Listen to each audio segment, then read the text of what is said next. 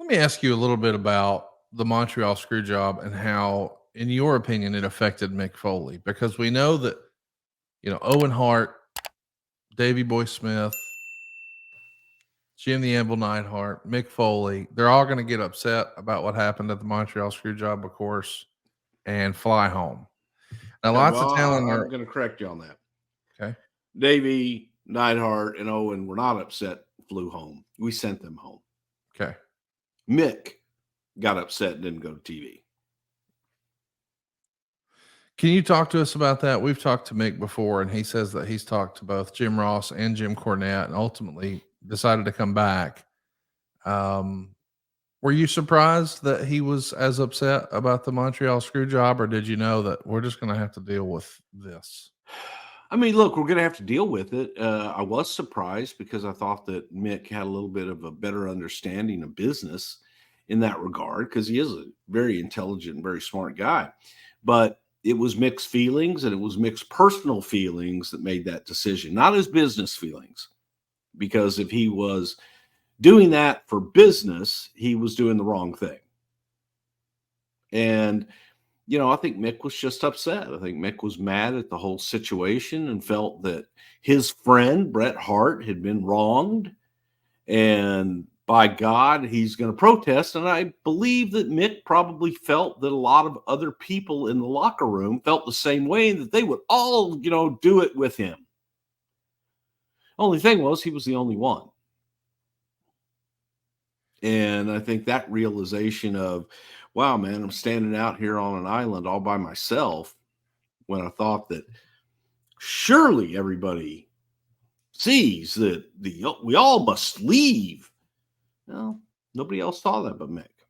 And again, you threw out the hearts and everything, and that was something done. And hey, guys, go ahead and go home, because there's nothing we could have done the night after with them that would have alleviated any of the public perceptions or anything like that. You guys just take these TVs off and we'll figure it out on the other side. But I think that Mick just thought that he was leading the charge, and that here we go. And then there was nobody else to go. There was no we. We should mention that. I mean, Mick, look, don't get me wrong. There were other people that were upset. sure. And there were people that were angry and they were upset, but they came to work the next day and talked it out and dealt with it. They didn't just run from it and go home. Yeah, Mick, I think, was spoken to by Jim Ross and Jim Cornette, who basically said something like, hey, Brett's going to work somewhere and making millions of dollars a year, and you're still under contract here. And if you don't come to work, we don't have to pay you. Yeah. You can't go anywhere else. So Mick's and by the way, Brett's not going to pay you. Right. So he made the decision that was best for his family, and he came back to work. But he said, and he wrote this in his book, personally, I felt as if my career was at a crossroads. I knew that Vince was a big fan of both Mankind and the Dude, but I felt personally that Cactus Jack could draw the most interest and money. With the return of Cactus Jack in mind, I proposed a somewhat bizarre series of matches with my old friend and nemesis Terry Funk, which would culminate in a coup de grace of barbarity at WrestleMania. Now came the hard pitching the idea to Vince. I requested a meeting with him, and we met along with Bruce Prichard and Jim Ross after television tapings in a dressing room in Columbus, Ohio. I tried to stress the human drama aspect over the blood and guts, although I freely admitted that there would be plenty of that also. I also wanted him to know that the quality of matches would be what counted, and I personally gave him my guarantee that they would be top notch. I proposed that the series of matches would cover the January, February, and March pay-per-views, with March being the WrestleMania blowout. The other 4 tournament matches could take place after television tapings with cameras still rolling, so that the highlights of the ring atrocities could be aired. I also speculated that a home video of the deathmatch tournament could bring in big money. Vince seemed intrigued, especially with the notion of a ring exploding at Terry's ranch. We might possibly be able to do this, the evil McMahon stated. All right, I love this idea, the fantasy booking. What if maybe we were going to get a series of matches? Maybe there was going to be a exploding ring at the Double Cross Ranch. What can you tell us about these ideas and discussions? Well, look, it was a way to bring Terry Funk in to work a program with Mick. It was simply that. All right. Mick loved Terry Funk.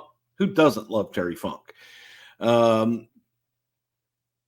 The idea was, it was,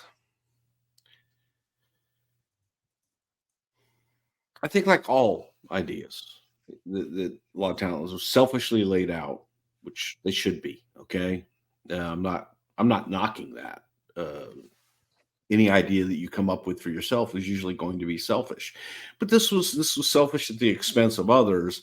And I don't know that the audience, the American audience, would have really understood and having seen these exploding matches. It just is like, man, they're terrible.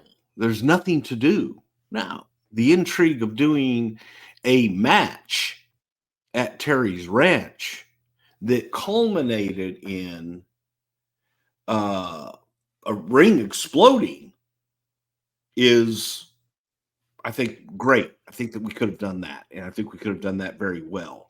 I just didn't think that the explode. I've stated this a million times on here. The exploding match concept sucks. The ring, it just sucks. They're boring. They're stupid. They're silly. They have no psychology to them, and they suck.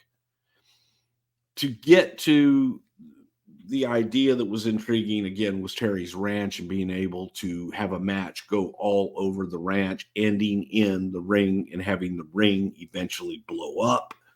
Interesting.